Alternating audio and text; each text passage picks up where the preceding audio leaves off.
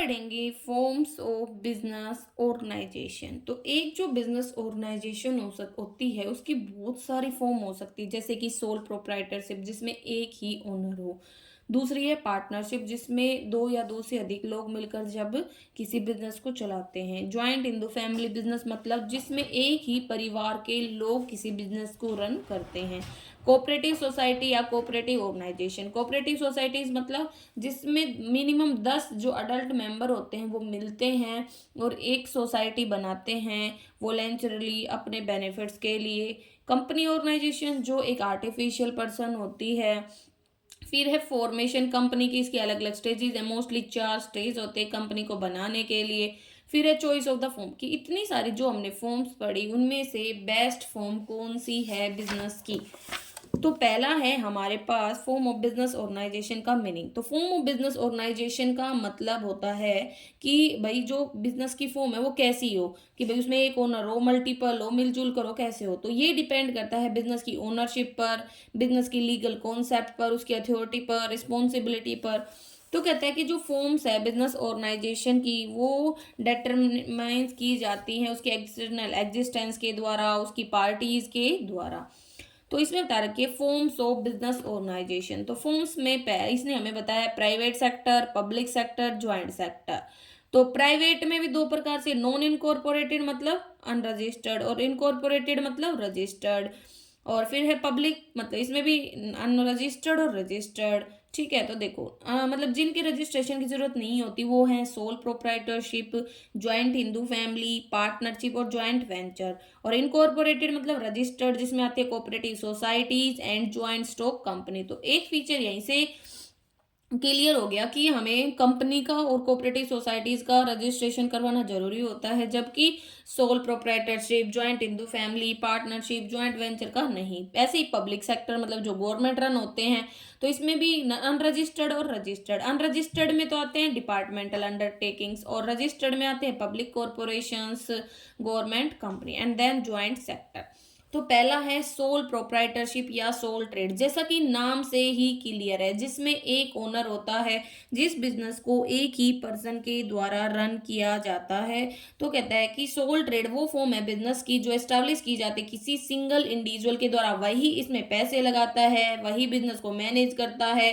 ठीक है, जितने भी डिसीजन वगैरह होते हैं सबके लिए वो ही रिस्पॉन्सिबल होता है, क्योंकि मतलब वो अकेला होता है, इसीलिए उस बिजनेसमैन को हम सोल ट्रेडर बोल देते हैं। और इसी फॉर्म को हम बोलते हैं सोल ट्रेड या सोल पार्टनरशिप, प्रोप्राइटरशिप। ठीक है, क्योंकि अकेला पर्सन ही इसमें रिस्पॉन्सिबल होता है हर एक्टिविटी के लिए, फाइनल रिस्पॉन्सिबिलिटी उसी के ऊपर होती है। भाई कई बार लगा लो वो किसी की हेल्प भी ले लेता है ना, तो भी वो रिस्पॉन्सिबल होगा हर चीज के लिए। कैपिटल भी उसी एक पर्सन के द्वारा इसमें इन्वेस्ट की जाती है। तो मीनिंग यही है कि ये रेफर करता है वो फॉर्म बिजनेस ऑर्गेनाइजेशन की जो ओन की जाती है एक सिंगल इंडिविजुअल के द्वारा, जो अकेला रिस्पॉन्सिबल होता है बिजनेस की मैनेजमेंट के लिए, जितने भी प्रॉफिट एंड लॉसेज है उनको रिसीव करने के लिए। तो एक डेफिनेशन देख सकते हो, सोल प्रोप्राइटरशिप एक इनफॉर्मल टाइप है बिजनेस का जो एक पर्सन के द्वारा ओन किया जाता है। इसके फीचर ना भी हमने डेफिनेशन से क्लियर की, इंडिविजुअल ओनरशिप होती है, मतलब कि सोल ट्रेड ऐसी फॉर्म है जिसमें एक ही पर्सन होता है बिजनेस को रन करने वाला, विच मीन्स दैट वो सोल ओनर होता है सभी एसेट्स का, रिसोर्सेज का। दूसरा है सोल मैनेजमेंट। सोल मैनेजमेंट मतलब अकेला ही है मैनेज करने वाला, बिजनेस के लिए सारे डिसीजन वगैरह लेने वाला। सोल ट्रेड में जो ओनर है वो परफॉर्म करता है फंक्शंस ऑफ मैनेजमेंट को, बट जैसे जैसे साइज बढ़ता जाता है, बिजनेस की वॉल्यूम बढ़ती जाती है, वो उसके अकॉर्डिंग मैनेजर्स को भी अपॉइंट कर सकता है। ठीक है, लेकिन मैनेजर जो भी काम करेंगे उनके लिए वो अकेला रिस्पॉन्सिबल होगा, कौन? Soul trader. अब है अनलिमिटेड लाइबिलिटी। अब अकेला पर्सन है, बिजनेस को चला रहा है, सारे डिसीजन ले रहा है, तो उसकी लाइबिलिटी भी अनलिमिटेड होती है। जो लाइबिलिटी होती है सोल ट्रेडर की वो उससे ज्यादा होती है जितना पैसा उसने बिजनेस में लगाया है। मतलब लगा लो बिजनेस में नुकसान हो गया तो बिजनेस के असेट्स बेचने के बाद भी अगर वो नुकसान कवर ना हो तो उसकी जो पर्सनल प्रॉपर्टी होती है वो भी यूज की जा सकती है, उसको बैंकरप्ट डिक्लेयर किया जा सकता है। तो अनलिमिटेड लायबिलिटी मतलब जब बिजनेस डिफिकल्टी में होता है और पे अपने डेब्ट्स को पे नहीं कर पाता है तो जो ओनर होता है बिजनेस का वो पर्सनली लायबल होगा उन डेब्ट्स के लिए। फिर है freedom in selection of business. जो सोल ट्रेडर होता है वो उसकी इच्छा पे डिपेंड करता है कि वो कौन सा बिजनेस करना चाहता है, क्योंकि बिजनेस की बहुत सारी फॉर्म्स होती हैं, वो किसी भी फॉर्म को अपनी मर्जी से सिलेक्ट कर सकता है। यहाँ पे कोई प्रेशर नहीं होता उसके ऊपर की मतलब किसी भी इंसान से कि भाई उसे एक ही स्पेशल प्रकार का बिजनेस करना है। नेक्स्ट है सीक्रेसी रहती है। अब अकेला पर्सन है तो इन्फॉर्मेशन लीक होने के तो कोई चांसेस ही नहीं होते।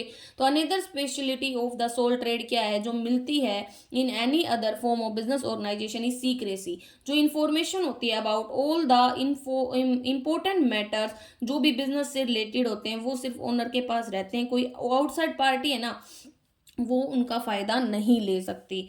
नेक्स्ट है नो सेपरेट लीगल एंटिटी। अलग से बिजनेस का अस्तित्व कैसे होगा भैया, अकेला पर्सन है, जैसे ही उसकी डेथ हो या वो बिजनेस को बंद करेगा बिजनेस बंद हो जाएगा। तो इस फॉर्म में बिजनेस ऑर्गेनाइजेशन की बिजनेस एंड बिजनेसमैन है ना उनको हम अलग नहीं मानते, उनको हम एक ही मानते हैं। इसीलिए कोई सेपरेट एग्जिस्टेंस नहीं होता। जितनी भी असेट्स हैं लायबिलिटीज होती है ना बिजनेस की वो सारी बिजनेसमैन की ही होती है। वो अकेला रिस्पॉन्सिबल होता है सारी एक्टिविटीज को करने के लिए। फिर है अनडिवाइडेड रिस्क। यहाँ पे वो अकेला है तो जो भी प्रॉफिट होगा जो भी लॉस होगा वो ओनर से रिलेटेड होगा। वो सारे गेन को अकेला ही उठाएगा और जितने भी लॉसेज हो गए उनको भी अकेला ही बियर करेगा। Suitable for some special form of business. कहता है कि कुछ स्पेशल ट्रेडर्स होते हैं जिनको ना इंडिविजुअल अटेंशन की सर्विसेज की जरूरत होती है, can only be started as sole trade.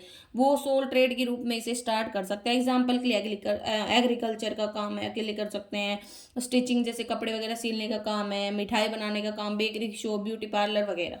ठीक है, तो मोस्टली ये इंडिविजुअल सर्विस पर ही बेस होते हैं।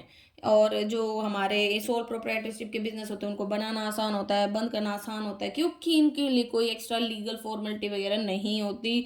और यहाँ पे ना बिजनेस कंटिन्यूटी की कमी रहती है, क्यों, क्योंकि अकेला पर्सन है, जैसे उसको कुछ होगा बिजनेस बंद हो जाएगा।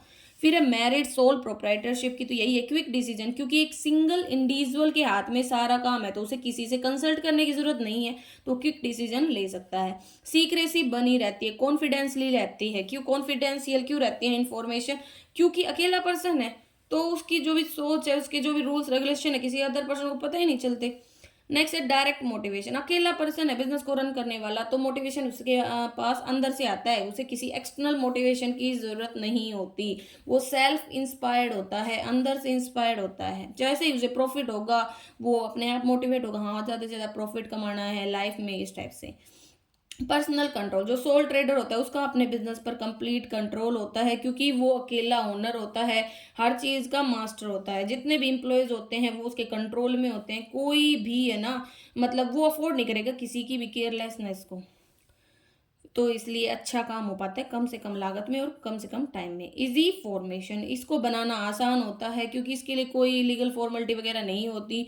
जो बिजनेस है वो बिना रजिस्ट्रेशन के आप स्टार्ट कर सकते हो, लेकिन अगर रजिस्ट्रेशन करना चाहो तो करवा भी सकते हो। और इसमें कहता है कि जो बिजनेस है उसको कई बार है ना गवर्नमेंट की परमिशन भी लेनी होती है। जैसे कुछ टाइप की शॉप्स के लिए, लाइक आप अगर दवाइयों की शॉप खोलना चाहते हो, केमिस्ट वगैरह की, तो भी आपको सरकार की परमिशन लेनी होती है ना, एक लाइसेंस।